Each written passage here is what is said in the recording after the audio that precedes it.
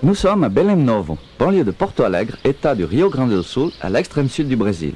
Plus précisément à 30 degrés 12 minutes et 30 secondes de latitude sud et 51 degrés 11 minutes et 23 secondes de longitude ouest. Actuellement, nous marchons dans une plantation de tomates et nous pouvons voir debout, devant nous, un être humain, en l'occurrence un japonais. Les japonais se distinguent des autres êtres humains par la forme de leurs yeux, leurs cheveux noirs et leurs noms caractéristiques. Le japonais en question s'appelle Suzuki.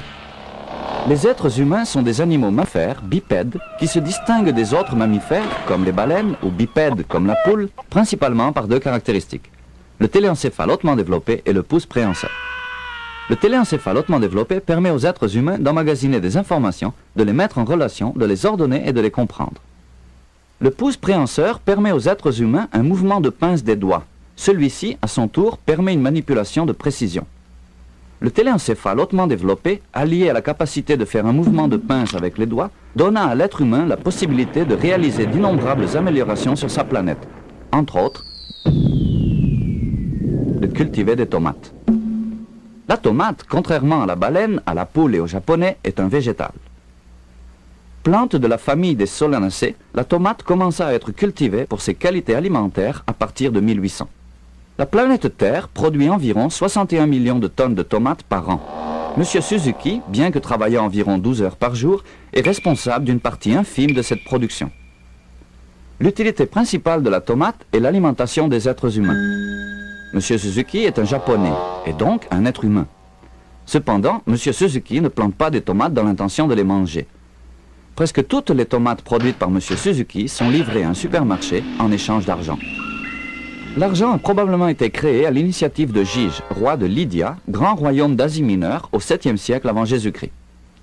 Jésus-Christ était un juif. Les juifs ont le téléencéphale hautement développé et le pouce préhenseur. Ce sont donc des êtres humains. Jusqu'à la création de l'argent, l'économie se basait sur l'échange direct. La difficulté d'évaluer la quantité de tomates équivalente à une poule et les problèmes de l'échange direct de poules contre des baleines ont été les motivations principales de la création de l'argent. Depuis le 3e siècle avant Jésus-Christ, n'importe quelle action ou objet produit par les êtres humains, fruit de la conjugaison des efforts du téléencéphale hautement développé et du pouce préhenseur, de même que toutes les choses vivantes ou non vivantes sur la Terre, tomates, poules et baleines, peuvent être échangées contre de l'argent. Pour faciliter l'échange de tomates contre de l'argent, les êtres humains ont créé les supermarchés. Madame Annette est un bipède, mammifère, catholique, apostolique, romain. Elle a le téléencéphale hautement développé et le pouce préhenseur. Par conséquent, c'est un être humain. Elle est venue à ce supermarché pour, entre autres choses, échanger son argent contre des tomates. Madame Annette a obtenu son argent en échange du travail qu'elle effectue. Elle utilise son téléencéphale hautement développé et son pouce préhenseur pour échanger des parfums contre de l'argent. Les parfums sont des liquides normalement extraits des fleurs et qui donnent aux êtres humains une odeur plus agréable qu'au naturel. Madame Annette n'extrait pas le parfum des fleurs. Elle échange, avec une entreprise, une quantité déterminée d'argent contre des parfums. Après quoi, Madame Annette fait du porte-à-porte pour échanger ses parfums contre une quantité un peu supérieure d'argent. La différence entre ces deux quantités s'appelle le profit. Longtemps interdit aux catholiques, le profit aujourd'hui est libre pour tous les êtres humains. Le profit de Madame Annette est inférieur à celui d'une entreprise, mais il est suffisant pour être échangé contre 1 kilo de tomates et 2 kilos de viande, en l'occurrence de porc. Le porc est un mammifère, comme les êtres humains et les baleines, cependant quadrupède. Il sert d'aliment aux Japonais, aux catholiques et autres êtres humains, à l'exception des juifs. Les aliments que Madame Annette a échangés contre de l'argent, lui-même échangés contre des parfums extraits des fleurs, seront totalement consommés par sa famille en l'espace d'un jour. Un jour, c'est l'espace de temps que met la planète Terre pour effectuer un tour complet sur son axe. La moitié d'un jour, c'est midi. La famille est la communauté formée par un homme et une femme, unis par le lien matrimonial et par les enfants nés de ce mariage. Quelques tomates que M. Suzuki a échangées contre de l'argent et qui à leur tour ont été échangées contre l'argent que Mme Annette a obtenu grâce au profit dû à l'échange des parfums extraits des fleurs ont été transformées en sauce pour la viande de porc. Une de ces tomates, que Mme Annette n'a pas jugée bonne pour la sauce, a été mise aux ordures. Les ordures, c'est tout ce qui est produit par les êtres humains dans une conjugaison d'efforts du téléencéphale hautement développé et du pouce préhenseur, et qui, selon le jugement d'un être humain déterminé, n'est pas bon pour la sauce. Une ville comme Porto Alegre, habitée par plus d'1 million d'êtres humains, produit environ 500 tonnes d'ordures par jour. Les ordures attirent tous les types de germes et bactéries qui, à leur tour, sont la cause de maladies. Les maladies nuisent sérieusement au bon fonctionnement des êtres humains. Même quand elles ne provoquent pas de maladie, l'aspect et l'odeur des ordures sont extrêmement désagréables.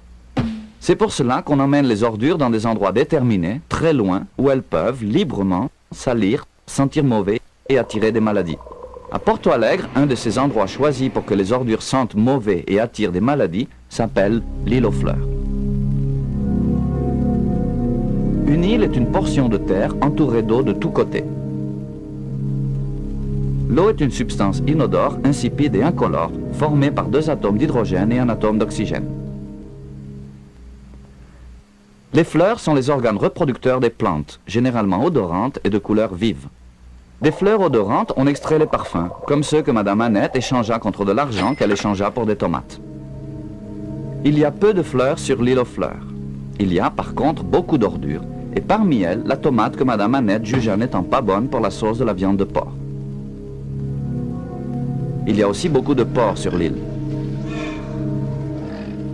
La tomate que Madame Annette jugea inadéquate au porc qui allait servir d'aliment pour sa famille peut devenir un excellent aliment pour le porc et sa famille, selon le jugement du porc.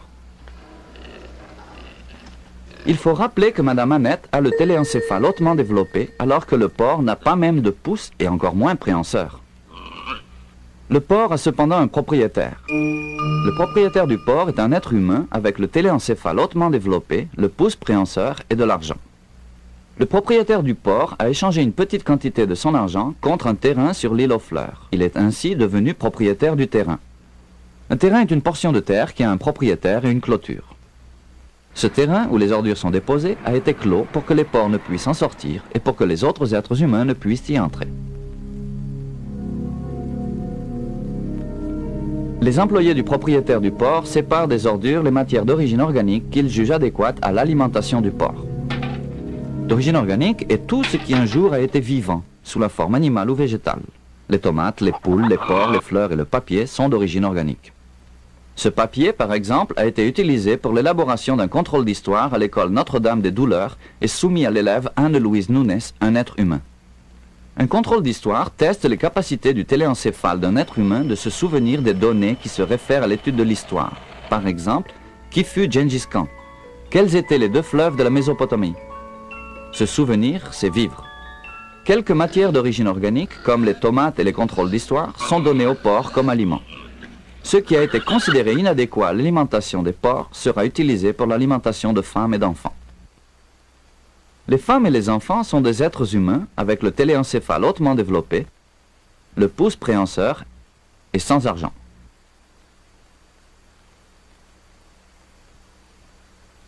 Ceux-ci n'ont pas de propriétaire, et pire encore, ils sont nombreux. Parce qu'ils sont nombreux, ils sont organisés en groupes de 10 par les employés du propriétaire du porc, et ont la permission de passer à l'intérieur de l'enclos. À l'intérieur de l'enclos, ils peuvent prendre tous les aliments que les employés du propriétaire du porc ont jugés inadéquats pour le porc. Les employés du propriétaire du porc ont stipulé que chaque groupe de 10 êtres humains a 5 minutes pour rester à l'intérieur de l'enclos afin de ramasser les matières d'origine organique. 5 minutes, c'est 300 secondes.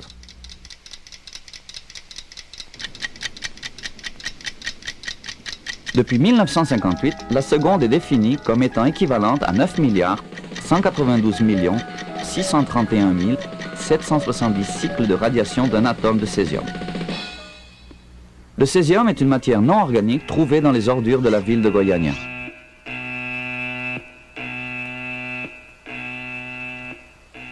La tomate, plantée par M. Suzuki, échangée contre de l'argent avec le supermarché, échangée contre l'argent que Mme Annette a échangé contre des parfums extraits des fleurs, refusée pour la sauce du porc, jetée aux ordures et refusée par les porcs comme aliment, est maintenant disponible pour les êtres humains de l'île aux fleurs.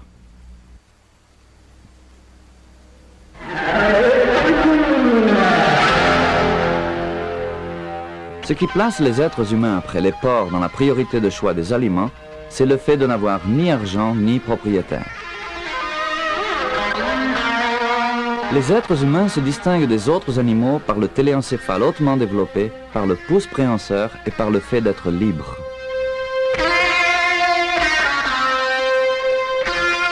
Libre est l'état de celui qui jouit de liberté.